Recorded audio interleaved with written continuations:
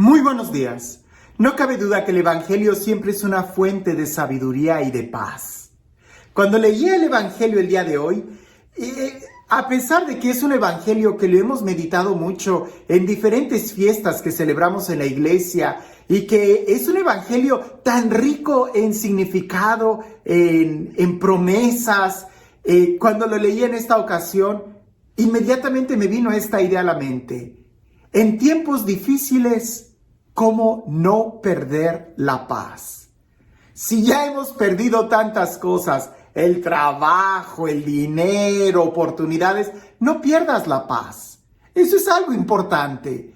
En el momento en que tú pierdas la paz, ¿qué importa si tienes dinero? Si perdiste la paz, ya no vas a poder disfrutar nada.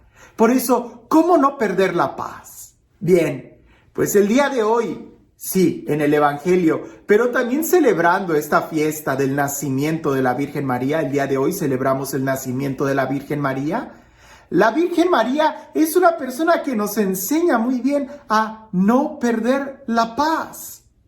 Toda la vida de la Virgen María, desde su concepción, que celebramos el 8 de diciembre, y el día de hoy, el nacimiento, 8 de septiembre, toda la vida de la Virgen María a nosotros nos debe dejar bien claro esta situación. Hay cosas que no son parte de la naturaleza humana. Y una de esas situaciones es el pecado. Nosotros no necesitamos el pecado para crecer, al contrario, el pecado es un estorbo, el pecado nos obstaculiza el poder crecer. El celebrar y recordar la Virgen María es celebrar y recordar que también nosotros podemos crecer sin pecado. A veces nosotros decimos, ay, pues es que déjalo, pues así es. No, así no somos. Nuestra naturaleza es una naturaleza limpia. Sí, tenemos esa tendencia a pecar, pero eso es otra cosa. El día de hoy, si nosotros queremos permanecer en la paz, si nosotros queremos disfrutar la vida, no necesitamos un carro, no necesitamos una casa, ni siquiera necesitamos un trabajo. Lo que necesitamos es no perder la gracia, no perder la paz, no perder la relación con Dios. Y el Evangelio nos va a hablar de eso, de una situación difícil que un hombre tuvo que tomar. Y sin embargo, supo tomar la mejor decisión. Y eso no solamente le cambió su vida, sino que nos abrió a nosotros la puerta a recibir muchas bendiciones. Antes de leer el texto del Evangelio, quiero recordarte que hay varias opciones para la lectura del Evangelio. Usualmente todos escogemos la misma, pero hay varias opciones. Así que antes de que alguien me diga, padre, se equivocó de lectura, depende de la región en la que estés, del país en el que estés, de la diócesis en la que estés y aún así del Evangelio que quieras tomar. Algunas fiestas tienen lectura para la vigilia, para la mañana, para mediodía o para el día. Yo estoy eligiendo esta. Entonces, si tú elegiste o tu párroco en tu parroquia eligieron otra lectura, yo creo que no te hace daño el meditar un segundo Evangelio. Porque después de todo, ¿cuántas veces comes al día? 1, 2, 3, y seguramente que cada alimento que haces al día no es el mismo. Entonces no tengamos miedo de meditar otro evangelio, de profundizar en otro texto. Y el que elijo es el Evangelio de Mateo capítulo 1, versículo 18 en adelante, y dice así. Cristo vino al mundo de la siguiente manera. Estando María, su madre, desposada con José, y antes de que vivieran juntos, sucedió que ella, por obra del Espíritu Santo, estaba esperando un hijo. José, su esposo, que era hombre justo, no queriendo ponerla en evidencia, pensó dejarla en secreto. Mientras pensaba estas cosas, un ángel del Señor le dijo en sueños, José, hijo de David, no dudes en recibir en tu casa a María, tu esposa, porque ella ha concebido por obra del Espíritu Santo. Dará a luz un hijo y tú le pondrás el nombre de Jesús, porque él salvará a su pueblo de sus pecados. Todo esto sucedió para que se cumpliera lo que había dicho el Señor por boca del profeta Isaías. He aquí que la Virgen concebirá y dará a luz un hijo, a quien pondrán el nombre de Emmanuel, que quiere decir Dios con nosotros. Tú podrás decir, pero ¿cuál es el problema ahí? Bueno, mucho. Ponte en el lugar de San José. Te acabas de desposar con una persona. Y es que el desposorio o el matrimonio, sobre todo en esa región, en esa época, consistía en varias etapas. Y una de las etapas que era el desposorio, que era, pudiéramos decir, una etapa previa al matrimonio en sí, que era ya llevársela a vivir a tu casa, en ese desposorio donde era como si ya se firmara un acta de matrimonio, donde realmente el varón ya tenía derechos sobre la mujer. Pero el Evangelio pone bien claro que todavía no vivían juntos y que María estaba embarazada por obra del Espíritu Santo y que María va y le dice a José, oye, estoy embarazada por obra del Espíritu Santo. Y José es un hombre justo. Y la palabra justicia en la Biblia tiene una gran relación, similitud, o pudiéramos decir casi sinónimo, con santidad. Y en una situación ordinaria, normal, si el varón sabe que su mujer no es virgen o está embarazada de otro varón, él no la puede tomar porque él asumiría el pecado de ella. Pero en el caso de José y de María, resulta que José sabe que no puede tomar ese niño porque no es de él. Pero tampoco va a denunciar a María porque si la denuncia la van a matar, la van a apedrear. Y José cree en la palabra de María, pero al mismo tiempo él no puede tomar ese niño porque él está buscando la voluntad de Dios. Y la voluntad de Dios es que no puede tomar un niño que no es de él. Por eso él decide renunciar a María, despreciar a María en secreto. Es decir, él no le va a decir nada a nadie del por qué la está dejando. Eso significa una decisión muy fuerte para José. Él ya tiene un problema encima. El problema es, ¿la tomo o no la tomo? ¿La llevo a mi casa o no la llevo a mi casa? Si la llevo a mi casa, pues estoy haciendo algo que no es bueno. Pero si la denuncio, la van a matar. Y eso tampoco es bueno.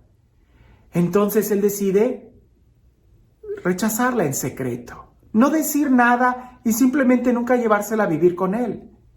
Eso va a poner en juego la reputación de José. Y creo que esa es una enseñanza. Primero es, ¿qué es lo que a nosotros nos preocupa más? ¿Nuestra reputación? ¿Nuestra fama? ¿El qué dirán de nosotros? ¿O el resolver un problema? Y José está viendo que es más importante salvar la vida de María, salvar la vida de ese niño y buscar una solución. Y no tanto como su reputación. Eso no importa. A él importa lo que Dios diga de él, no lo que la gente diga de él. Por eso, si en cierta situación de tu vida tú estás en un problema, que no te importen los demás. Primero busca tu corazón. Si ya perdiste tu trabajo, si ya perdiste tu dinero, si ya perdiste, qué sé yo, un carro, no pierdas la paz. Porque perder la paz es una decisión propia. Pudiera estarse derrumbando muchas cosas, pero tú eres quien elige perder o no perder la paz. Tú no eres responsable de las cosas que sucedan a tu alrededor. Tú solamente eres responsable de cómo reaccionas. Y tú eres el único quien tiene control en tu corazón. Por eso, primer punto que nosotros pudiéramos decir es, decide. ¿Quieres perder la paz? ¿Quieres seguir perdiendo? Yo creo que no. Punto número 1, pudiéramos decir, no te adelantes, no tomes decisiones luego, inmediatamente, no reacciones, porque usualmente cuando reaccionamos mal y después nos arrepentimos. Si José hubiera estallado en cólera, hubiera gritado, hubiera salido de la casa rasgándose las vestiduras y diciendo, ella está embarazada y yo no soy el padre de ese niño, Pues sí, todo el mundo hubiera entendido esa reacción de José, pero las consecuencias no iban a ser nada buenas. No te adelantes, tranquilo. Segundo, no entres en terrenos difíciles, en terrenos donde tú no puedas salir, en terrenos donde tú pudiéramos decir, tú vas a hacer el problema más grande. Tranquilo, que lo que vayas a hacer no empeore las cosas. Pudiéramos decir, el tercer punto es, revisa que hay muchas opciones. No siempre la justicia es la mejor respuesta. José, por orden de justicia, él pudiera haber denunciado a María, pero él descubrió que había otro camino, el amor, la confianza. Alguien pudiera decir, José, pero vas a perder tu reputación. ¿Y a quién importa el qué dirán? A él importa lo que Dios dice de él. Y es precisamente esa actitud, el buscar la voz de Dios, lo que hace que José tenga una revelación muy profunda. Porque es hasta ese momento donde él entiende el rol que él va a tener en la historia de la salvación. Él va a tomar a María y cuidar a ese niño, que será el Salvador. Lo que aparentemente era una desgracia, era un gran problema, en realidad era una gran bendición para José.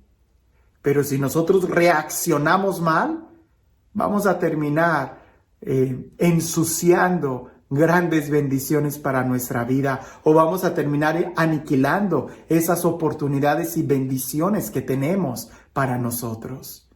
Así que es ahí, escuchando la voluntad de Dios, buscando la voluntad de Dios en primer lugar, donde Dios cambia nuestros planes. No tengas miedo de que Dios cambie tus planes. Dios es experto en cambiar planes. Nosotros hacemos nuestros planes y Dios se ríe de ellos. Tú solamente confía en Dios y sigue avanzando. Deja todo lo demás en sus manos. Porque podemos perder muchas cosas, pero si nosotros seguimos en pie, con la paz, con la gracia de Dios, seguramente podremos esperar cosas mayores. Y este Dios, el Dios de la abundancia, el Dios que nos ama, el Dios que continuamente quiere bendecirnos, quiere pronunciar su palabra, el Dios que quiere cambiar nuestros planes por planes mejores, que sea Él quien el día de hoy nos bendiga, en el nombre del Padre, del Hijo y del Espíritu Santo. Recuerdo esta anécdota que creo que es muy propia para reflexionar en este tiempo. Dicen que esto es un cuento. Esto sucedió allá en Europa cuando la peste negra estaba azotando mucho. Una gran epidemia que ahí estaba sucediendo. Cuentan que había pueblos incluso que de 10 habitantes, 7 personas, de cada 10, 7 morían a causa de la peste negra. Esto está documentado en la historia, esto es verdad. El cuento empieza a continuación, que había un monje que estaba caminando de un pueblo a otro cuando vio al ángel de la muerte, al ángel de la peste negra, que iba caminando. Y el monje, por curiosidad, le pregunta al ángel, ¿a dónde vas? Y él dice, voy a entrar a ese pueblo de donde tú estás saliendo y voy a llevarme a 100 personas de ahí. Van a morir por la peste negra. Y aquel monje se sorprende y dice, 100 personas son muchas. Y el ángel le dice, son más que suficientes. El monje sigue su camino, el ángel de la muerte entra al pueblo y mata a las 100 personas de la peste negra. Tiempo después el monje regresa a ese pueblo y se da cuenta que no fueron 100 personas, fueron más de 50,000 personas las que murieron por la peste negra. El monje se sorprendió mucho y dijo, pero a mí me dijeron que solamente iban a ser 100. Bueno, viene de salida el monje y se vuelve a topar con el ángel. Y el monje le dice, oye, además de ser tú el ángel de la muerte, veo que también eres un mentiroso. Y el ángel de la muerte le dice, no, ¿por qué dices eso? Y dice, tú me dijiste que solamente te ibas a llevar a 100 personas y resulta que murieron más de 50,000. Y el ángel le contesta, yo solamente me llevé 100, pero detrás de mí vino el ángel del miedo y él se llevó el resto. A veces es así. Tenemos un problema, pero el problema no es el problema. El problema es que a veces nosotros no sabemos cómo manejarlo y el miedo llega y nos vence. Si tenemos un problema o una situación difícil, por favor, no pierdas la paz, no pierdas la esperanza, no pierdas la fe. Si ya has perdido tantas cosas, no pierdas la paz. Y a ejemplo de San José, busca la dirección de Dios, que Dios es el único quien puede escribir derecho en renglones torcidos y Él puede cambiar ese problema por una gran bendición. Que tengas un excelente día.